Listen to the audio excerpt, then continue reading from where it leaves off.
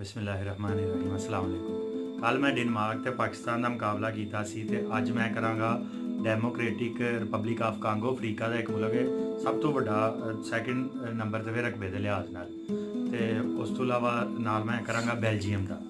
तो democratic Republic of Congo जिहड़ा इहदा एरिया वे 23 लाख मरबा मील यानी कि 3 गुना पाकिस्तान तो वड्डा है। 10 करोड़ पापूलेशन है। ऑफिशियल लैंगवेज इन्हों की भी फ्रेंच है क्योंकि इन्हों के उत्ते कब्जा रहा बेल्जियम का। उन्हें आख्या कि तुहाडी ऑफिशियल लैंगवेज फ्रेंच होएगी। GDP है 46 बिलियन तो पर कैपिटा इनकम है 501 रुपया। 10 करोड़ बंदा यानी कि उन्होंने एवरेज बंदा $501 कमा रहे हैं सालाना। $501 तुम आप हिसाब ला लो कि थोड़ी इनकम। तो करंसी है कॉन्गलीस फ्रांक करंसी का नाम ही अपना नहीं है, वो भी फ्रेंच वाले ने नाम दिता है। जबान भी इन्हों की ऑफिशियल फ्रेंच है, हाले इन्हों अपन जबाना भी हैं लेकिन नहीं, उन्होंने एक ही ऑफिशियल जबान रखी है फ्रेंच। 10 करोड़ आबादी है। तो किंग लीपोल्ड II सी बेल्जियम का।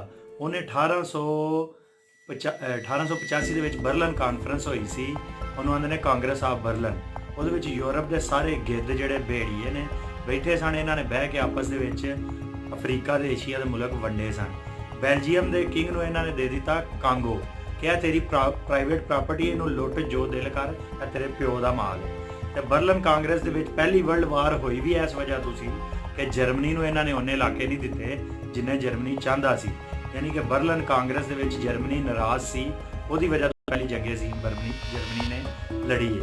अच्छा, वो जो किंग सी बेल्जियम का, वो फ्रेंच लैंगवेज उन्हें उत्थे इंपोज की थी तो उन्हें 10 मिलियन लोग मारे। 1 करोड़ बंदा उन्हें कांगो का मार छड़िया। किस वजह तो आइवरी तो रबर की प्रोडक्शन सी, ऊँट के जड़े ने दंद उन्होंने आंदा ही सानू यदि प्रोडक्शन तो रबर की प्रोडक्शन करके दो, जो कोई कोटा पूरा नहीं सी करती जी लेबर फोर्स, सारी लेबर फोर्स खत्म कर दिंदा। यानी कि 10 करोड़ बंदे बेल्जियम के किंग ने मरवाए 30 सालों के 1885 तो लैके तो 1905 तक। तो वो मुकाबले बेल्जियम मुल्क है, वह 30,000 मरबा किलोमीटर रकबा है, यानी कि गुजरात डिवीजन जिड्डा होना छोटा जहा। पापूलेशन है जी इन्हों की 1 करोड़ तो 10 लाख 11.5 मिलियन। ऑफिशियल लैंगवेज है डच फ्रेंच तो जर्मन, क्योंकि जर्मनी फ्रांस तो नैदरलैंड के दरम्यान है और नैदरलैंड तो आज़ाद होया है।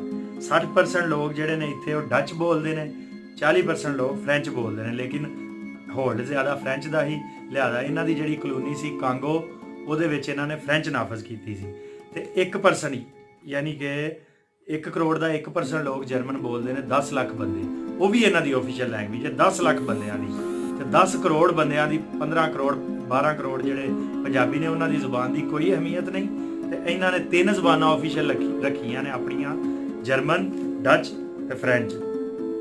वो मुकाबले बेल्जियम की एक होर कलोनी है रवंडा, वह एरिया तकरीबन ये जिन्ना ही है बेल्जियम जिन्ना।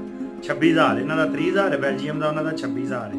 पापूलेशन इन्हों की बेल्जियम की 1 करोड़ 10 लाख है, उन्होंने 1 करोड़ 20 लाख है।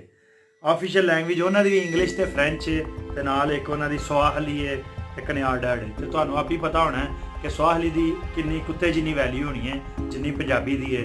स्वाहिली बोलने वाले रवांडा जाहली कहते होने ने, फ्रेंच तो इंग्लिश बोलने वाले आते होने ने, बड़ा पढ़िया लिखा। तो GDP है 10 बिलियन। ओडा ही कंट्री है, उन्ना ही रकबा है बेल्जियम। तो बेल्जियम का GDP है 533 बिलियन, इन्होंने बेचारिया का 10 बिलियन है। तो पर कैपिटा इनकम है 830 रुपये। तो करंसी रवांडा फ्रांस, फिर फ्रांस की करंसी है। यानी कि ਜਿਹੜੀਆਂ कौमां भी बेल्जियम ने 2 मुल्कों ने इन्होंने कब्जा किया, इन्होंने दोवां दे इन्होंने फ्रेंच जुबान नाफज की है, नाल इंग्लिश की है। इन्होंने रवांडा वाले ने ये अंग्रेज़ के भी गुलाम ने, वो नीरे फ्रेंच के गुलाम ने। तो अपन जुबानों नालों नफरत करके जो कांगो का रकबा पाकिस्तान तो 3 गुना ज़्यादा है। गोल्ड है इतने, डायमंड है, कॉपर है, हर चीज़ इतने, यानी कि नैचुरल रिसोर्सिज ने। बड़ा वड्डा एरिया है। कांगो दरिया भी इतने जो लंघदा है, तो हाइड्रो इलैक्ट्रिक पोटैंशियल पूरे अफ्रीका नालों ज़्यादा है। लेकिन क्योंकि ब्रेन वाश लोग ने अपनी जबान नाल नफरत करते हैं, अज भी फ्रांस फ्रेंच जबान तरक्की का जरिया समझते हैं, इस वास्ते जलील ने। लिहाजा मैं तुहानू होर मुल्कों का भी कंपैरिजन कराँगा, फिर दसांगा कि ਜਿਹੜੀਆਂ यूरोप ਦੀਆਂ छोटिया कौमां ने अपनिया जबानां रखिया ने। सारी रिसर्च भी वड्डी करते हैं। अफ्रीका ते एशिया ਦੀਆਂ ਵੱਡੀਆਂ कौमां ਜਿਹੜੀਆਂ ने ਰਕਬੇ ਵੀ ਵੱਡੇ ਨੇ, ਆਬਾਦੀ ਵੀ ਵੱਡੀ ਹੈ, ਜ਼ਬਾਨਾਂ ਵੀ ਵੱਡੀਆਂ ਨੇ। ਉਹ ਗੁਲਾਮੀ ਕਰ ਰਹੇ ਨੇ, ਉਹ ਕਹਿੰਦੇ ਨੇ ਜੀ ਫ੍ਰੈਂਚ ਜ਼ਰੂਰੀ ਹੈ, ਅਫਰੀਕਾ ਵਾਲੇ ਆਂਦੇ ਨੇ ਤਰੱਕੀ ਵਾਸਤੇ ਫ੍ਰੈਂਚ ਜ਼ਰੂਰੀ ਹੈ। ਇਹ ਸਾਡੇ ਜਿਹੜੇ ਗੁਲਾਮ ਨੇ ਅੰਗਰੇਜ਼ ਦੇ ਆਂਦੇ ਨੇ ਅੰਗਰੇਜ਼ੀ ਜ਼ਰੂਰੀ ਹੈ, ਜਿਹੜੇ ਸੈਂਟਰਲ ਏਸ਼ੀਆ ਵਾਲੇ ਰੂਸ ਦੇ ਗੁਲਾਮ ਨੇ ਆਂਦੇ ਨੇ ਰਸ਼ੀਅਨ ਜ਼ਰੂਰੀ ਹੈ, ਜਿਹੜੇ ਸਾਊਥ ਅਫਰੀਕਾ ਵਾਲੇ ਸਾਊਥ ਅਮਰੀਕਾ ਵਾਲੇ ਸਪੈਨਿਸ਼ ਤੇ ਪੁਰਤਗੀਜ਼ ਦੇ ਗੁਲਾਮ ਨੇ ਆਉਂਦੇ ਨੇ ਪੁਰਤਗੀਜ਼ ਤੇ ਸਪੈਨਿਸ਼ ਜ਼ਰੂਰੀ ਹੈ। ਲਿਹਾਜ਼ਾ ਉਹ ਗੁਲਾਮਾਂ ਨੇ ਤਰੱਕੀ ਨਹੀਂ ਕਰਨੀ ਜਿੰਨੀ। ਇਖਤਤਾਮ ਇਹ ਸ਼ੇਅਰ ਨਾ ਕਰਾਂਗਾ, ਸਾਡਾ ਵਿਸਾਖੀ ਦਾ ਮੌਸਮ ਆਉਣ ਲੱਗਾ ਤੇ ਇੱਕ ਗੱਲ ਯਾਦ ਆ ਗਈ, ਪਾਕਿਸਤਾਨ ਨੇ 2004 ਦੇ ਵਿੱਚ ਮੁਸ਼ਰਫ ਦੇ ਦੌਰ ਦੇ ਵਿੱਚ ਪੂਰੇ ਅਫਰੀਕਾ ਤੇ ਪੂਰੇ ਸਾਊਥ ਅਮਰੀਕਾ ਤੋਂ ਜ਼ਿਆਦਾ ਕਣਕ ਪੈਦਾ ਕੀਤੀ ਸੀ।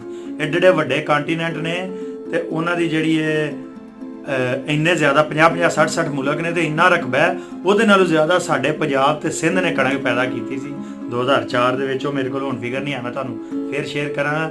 ਯਾਨੀ ਕਿ ਕਾਨਫੀਡੈਂਸ ਆਪਣੇ ਵਿੱਚ ਪੈਦਾ ਕਰੋ ਤੇ ਕਣਕਾਂ ਦਾ ਹੀ ਮੌਸਮ ਹੈ, ਵਿਸਾਖੀ ਦਾ ਮੌਸਮ ਹੈ, ਕਣਕਾਂ ਵੱਢਣ ਆਣੀਆਂ ਨੇ। ਅੱਲਾਹ ਪਾਕ ਸਾਡੀ ਪੈਦਾਵਾਰ ਵਧਾਏ ਤੇ ਪੰਜਾਬੀਆਂ ਨੂੰ ਮੈਂ ਰਿਕੁਐਸਟ ਕਰਾਂਗਾ ਕਿ ਉਹਨੇ ਢੋਲ ਵੱਜਣਗੇ, ਅੱਲਾਹ ਪਾਕ ਸਾਡੇ ਇੱਥੇ ਇੰਝ ਹੀ ਖੁਸ਼ੀ ਦੇ ਢੋਲ ਵੱਜਦੇ ਰਹਿਣ। ਉਹਨੇ ਕਿਹਾ ਕਹਿਣ ਵਿਸਾਖੀ ਢੋਲ ਯਾਰ, ਨਾ ਕਰ ਟਾਲ ਮਟੋਲ ਯਾਰ, ਜਿਸ ਧਰਤੀ ਤੂੰ ਖੱਟ ਕੇ ਖਾਵੇਂ, ਬੋਲੀ ਉਹਦੀ ਬੋਲ ਯਾਰ। ਤੇ ਪੰਜਾਬੀ ਉਹਨੇ ਕਿਹਾ ਚੰਨ ਪੰਜਾਬੀ, ਢੋਲ ਪੰਜਾਬੀ, ਪੜ੍ਹ ਪੰਜਾਬੀ, ਬੋਲ ਪੰਜਾਬੀ। ਯਾਰ ਕਾਨਫੀਡੈਂਸ ਆਪਣੇ 'ਚ ਪੈਦਾ ਕਰੋ। ਸਾਡੀ ਕਣਕ ਅਸੀਂ ਚੌਥੇ ਨੰਬਰ ਤੇ ਦੁੱਧ ਪੈਦਾ ਕਰ ਰਹੇ ਹਾਂ, ਅਸੀਂ ਚੌਥੇ ਨੰਬਰ ਤੇ ਦੁਨੀਆ ਤੇ ਕਪਾਹ ਪੈਦਾ ਕਰ ਰਹੇ ਹਾਂ, ਅਸੀਂ ਚਾਵਲ ਪੈਦਾ ਕਰ ਰਹੇ ਹਾਂ, ਹਰ ਮਾਮਲੇ 'ਚ ਅਸੀਂ ਚੌਥੇ ਪੰਜਵੇਂ ਨੰਬਰ ਤੇ ਹਾਂ, ਲੇਕਿਨ ਜਹਾਲਤ ਦੇ ਵਿੱਚ ਔਰ ਅਹਿਸਾਸੇ ਕਮਤਰੀ 'ਚ ਅਸੀਂ ਪਹਿਲੇ ਨੰਬਰ ਤੇ ਹਾਂ। ਅੱਲਾਹ ਪਾਕ ਸਾਡੀ ਕੌਮ ਦੇ ਵਿੱਚ ਹੈ ਖਤਮ ਕਰੇ।